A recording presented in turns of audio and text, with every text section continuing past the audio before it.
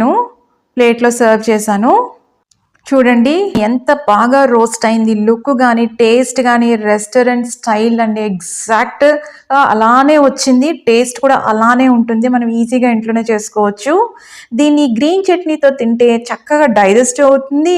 మంచిగా టేస్టీగా ఉంటుందండి. ఇంకోటి అనియన్ కంపల్సరీ లెమన్ వాడండి.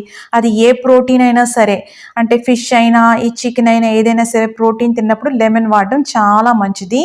ఎంత ఈజీగా మనకి ఎంత టెండర్గా ఉందో మనం దీంట్లో టిప్ చేసుకొని తినాలి. చాలా రుచిగా ఉంటుందండి.